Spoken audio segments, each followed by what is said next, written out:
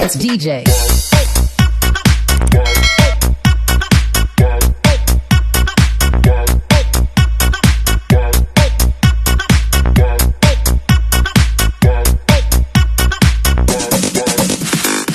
Moshis! So we are here now in Baguio City, the very famous road na sikat dito, which is the Session Road.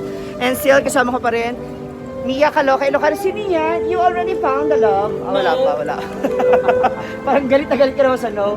And of course, Daddy Alex Vlog. Ayan, sa kanyang FB page. At ngayon nga, nakita namin ang isa sa mga, what they call this? Mga characters sa Session Road. Copyright ba to? Yung nagpa-violin.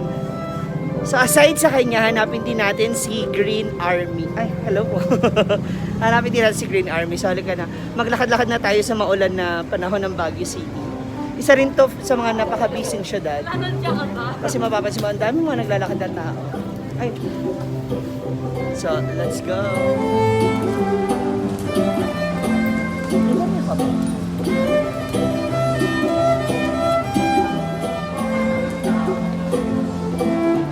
Okay, talking about Baguio City, Daddy Alex, siya rin yung may dahilan bakit ako nakabalik ulit ng Baguio.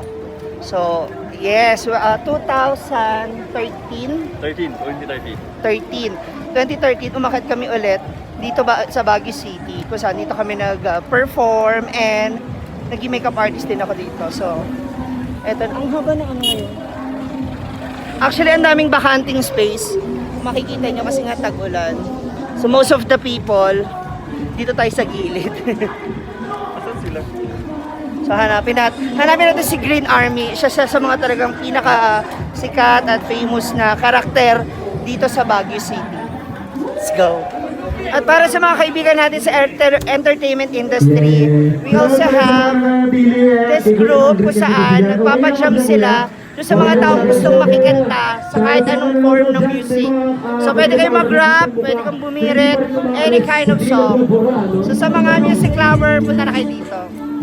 So ayun nga, with Daddy Alex Vlog, ayan, dito sa Baguio, talaga isa rito sa mga minahal kong syudad. Why? Kasi sobrang lamig.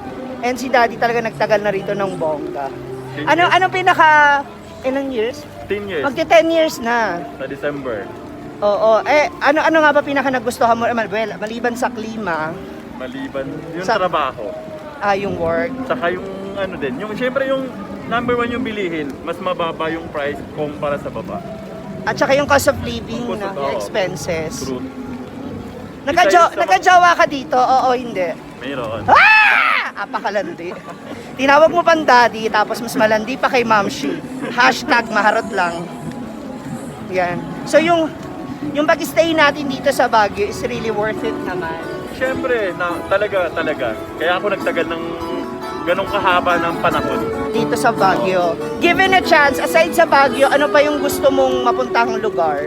Siyempre, number one yung lugar ni Brenda. Sa Cagayan de Cagayan de Oro. Oro. Oo, naku, soon, abangan nyo kami, magkikita-kita tayo dyan.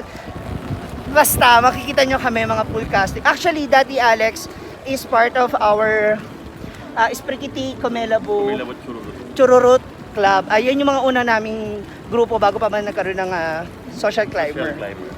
So, hanapin na natin yung aming target person. Tingnan nyo ang luwag mo. Kasi nga po umuulan. Pag Sunday kasi, itong session ay close. Close to close.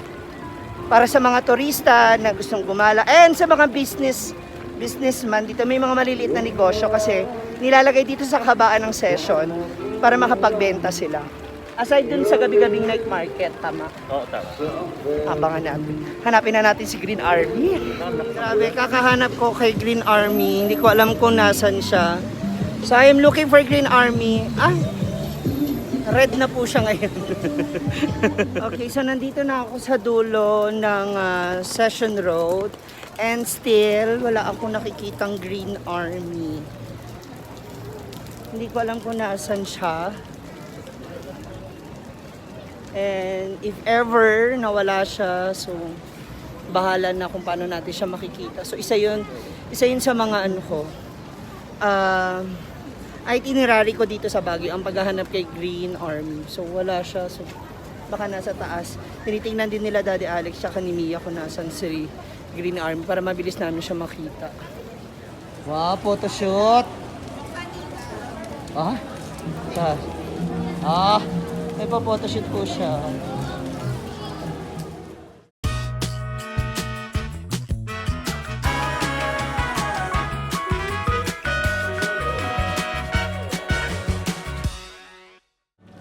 Wala si Green Army, so it's a fail.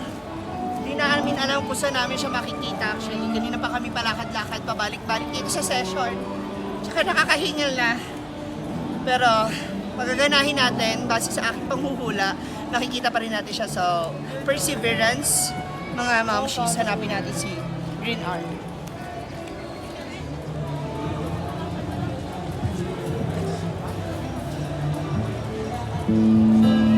Ito si Green Army. Andito na siya. Kuya, kayo po ba si Green Army? Hindi wala siya. Wala po si Green Army, so siya na lang po. Wala si Green Army. Kuya, pwede magtanong? Andito ba ngayon si Green Army? Yun, happy Sunday sa inyo lahat. Hindi ba ikaw si Green Army, kuya? Kaya palakpakan yung mga sarili ninyo. Yan. Hindi pala siya. Kala ko siya si Green Army kasi naka-green siya.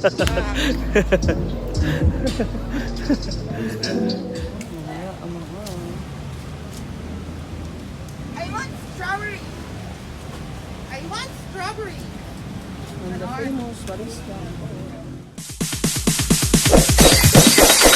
It's DJ.